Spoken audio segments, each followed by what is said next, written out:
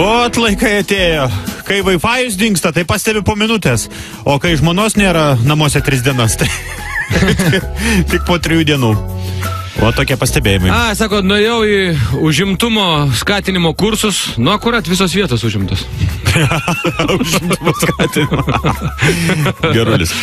Paprastas žodžių žaismas. Pranešimas per radijų žinias. Grupė ginkluotų teroristų užėmė Mansardijos vyno rūsius ir jau 4 dieną negali suformuluoti savo reikalavimų. Berniukas naktį ėjo į tėvų miegamąjį nepasibeldęs, taip jis neteko broliuko. Šitas geras. Broliuko nebėra. Na, jo nebuvo, bet... Geras. Pagalvokit, nieko blogo. Procesas vyksta. Situacija tokia tipiška. Mergina pakvietė vaikiną vakarienį pas savo tėvus, susipažint su jo šeima, sėdi prie stalo, viską visi pavalgė, tėvas galia stalo. Nu, Andriau, gal ko nors stipresnio, ką? Ne, dėkoju, aš negeriu.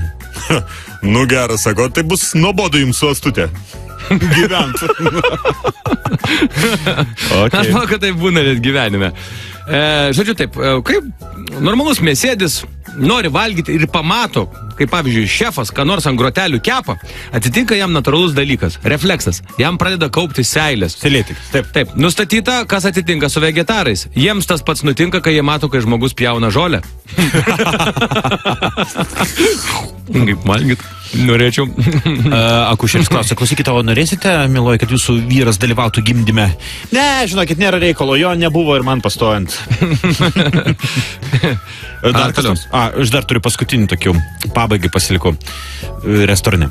Atsiprašau, padaviau, gal galite dar truputį pakepti viščiuką? Bent šiek tiek, ką? O, kodėl, kas nutiko? Nu, matot, lesa mano bulvytės.